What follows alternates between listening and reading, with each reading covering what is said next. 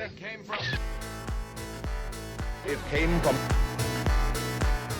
So this is the part of the show where we search all over the internet, in this case specifically Reddit, to bring you topics the community is talking about and where we think we might be able to give a little bit of input. All right, so let's jump into the next one here. So we've got one called Entering the HF Field. So this is from the Skeptic from the Human Factors subreddit. I was going to say the Human Factors cast subreddit, but that's not a thing. All right. So hello all. I have a question regarding entering into the human factors field. I understand that the field is large with a lot of different requirements, specializations, but generally speaking, for those in the field, what would you say is the most important thing in landing a human factors job? I personally have a background in psych and an MA in clinical mental health counseling. I initially planned on entering the clinical field of mental health, but since realized that this is not where my passion lies. Currently, I work in sort of a research support role. I would love to work in a setting where I can assist in the human factor side of things that involve AI and or other forms of technology. With all that being said, what has been your experience in landing your first human factors job?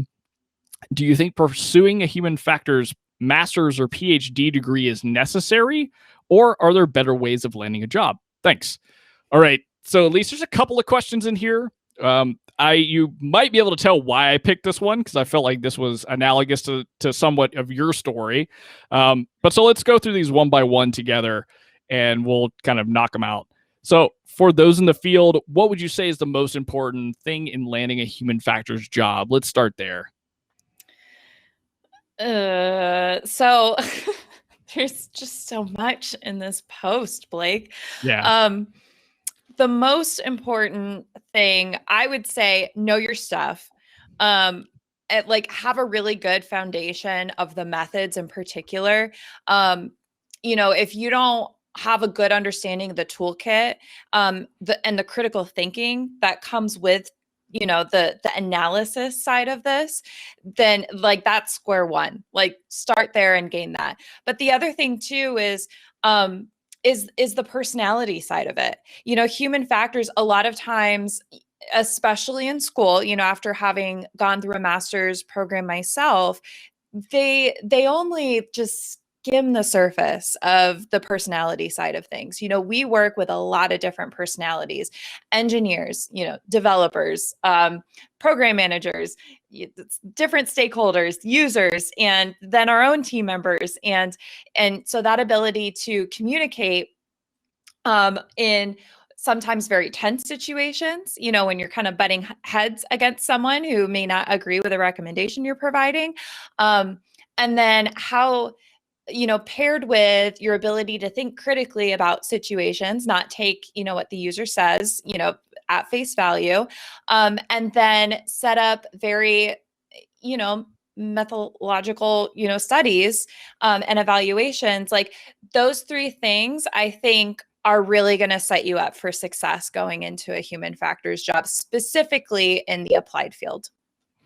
Absolutely. I think those are really, really great points to drive home.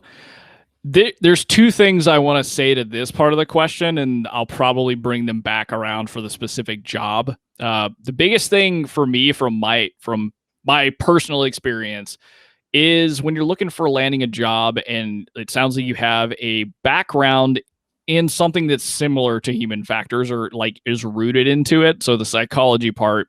So I definitely think you want to pick up something like Designing for People, which is a newer kind of textbook about human factors that actually Lisa's loaned me recently, and really understand what human factors and human factors engineering is. Because although it's not unlikely, in my case, I had never heard of human factors until I went to my master's program for it.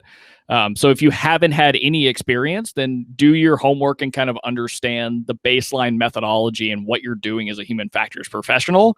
And then practice being interviewed. That is probably my biggest takeaway for the most important thing for landing a job is practice the interview and seek out, because there's a lot of great content, especially for people in the UX realm, both in the UX design side, the UX research side, for how to interview for companies where they throw you very amorphous and difficult situations where you have to think your way out of the box for. Same thing with like developers, but I don't know that content is great for human factors people, but I definitely recommend looking up stuff like UX research or interview techniques and things like that, just to get you primed for it. And the last kind of part to this question I have, and our continuous audience is going to like yell into their headphones, I'm sure, because I say this all the time, but I really cannot stress how much your network can be very important here. Because getting that first job is very hard. And for me personally, without the network that I had, I don't think I would have gotten the first internship or the first internship that led to a job or any of that stuff. Even though like I have a strong background in human factors. So that's just stuff to consider as we go forward. All right, so let's hop to the next part of this question. So what has been your experience in landing your first human factors job? And this kind of curtails into the next part. So let's do both of these together.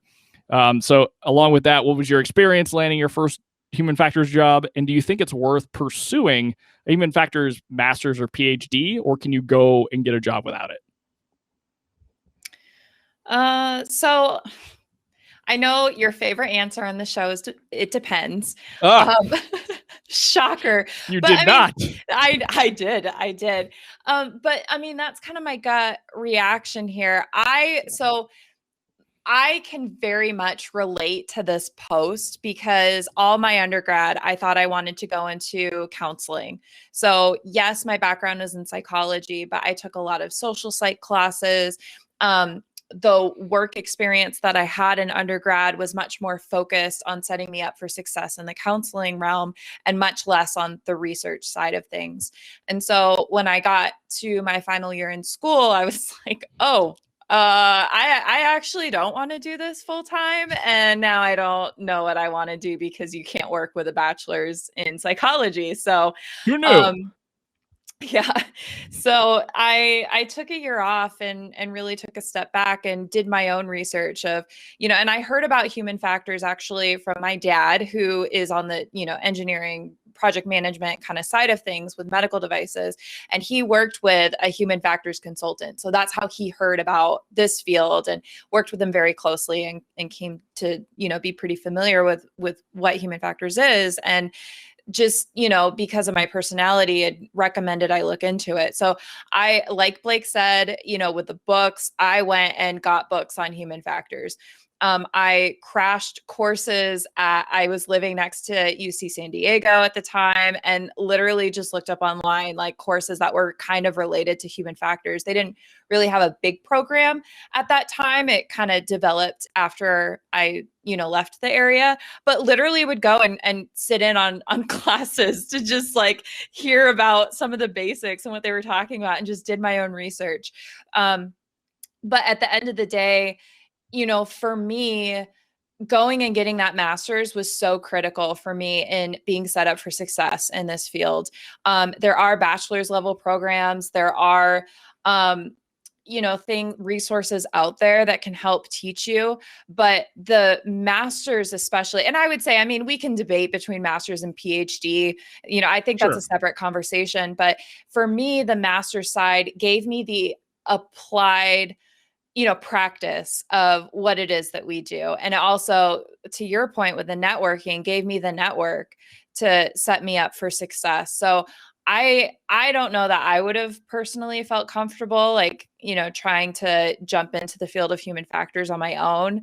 I'm sure people do it. There are a lot of resources out there. HFES, for example, has a ton of resources online that can really, start someone down the right path. But me personally, I found that having that master's going into this really set me up for success.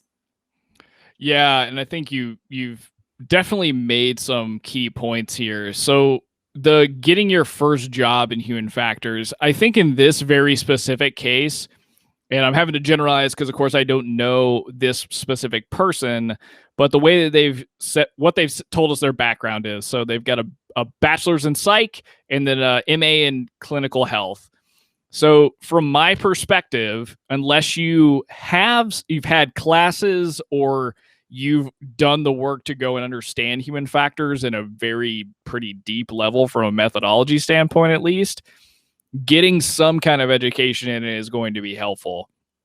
Now, it's really only since I've been working for the past few years that I've discovered there are bachelor's programs now that are focused on human factors. A good mutual friend of the show has a bachelor's in human factors, and he's a great human factors engineer. Doesn't have a master's, doesn't have a PhD, and can do the job just as well as anybody else that I know. But the key differentiating factor there is he has a background in specifically human factors. I'm a big proponent of doing whatever makes sense for you. Like Elise, I found myself personally, in my case in grad school, I felt like I was ultra privileged because the lab that I worked in gave me my first internship job, which happened to be connected with a NASA lab. And then later on, I went to an actual internship at a NASA lab and continued doing my thesis under funding from Cal State as well as NASA work as well. So on top of that, like I had already, just by going to school and being a part of a program, gotten more experience than I could have ever done just by myself. So the master's program from that pure perspective for me was beyond worth it. And then the fact that I had worked in this lab, was a part of this particular program, that was the intro to my first internship to job opportunity. So again, without the program, the network, I couldn't have gotten to where I was. And I think ultimately too, from somebody who had just a psych background with a half a minor in philosophy, I couldn't really do anything for human factors with just that. I didn't know anything about human factors. I was working in a rat learning lab when my professor, who was going to be my PhD mentor, told me about human factors. Was like, you really should go do this. I know you like aviation, blah, blah, blah, because I was a failed aviation engineer. And so that's how I kind of got my way into human factors, was just through the master's program. Do I think that you have to have a master's or a PhD to do it? Not necessarily, but I don't know personally where you're going to get the kind of content that you need to be able to understand the baseline methods and show that you can apply them. That's the biggest kind of thing that might be holding you back here.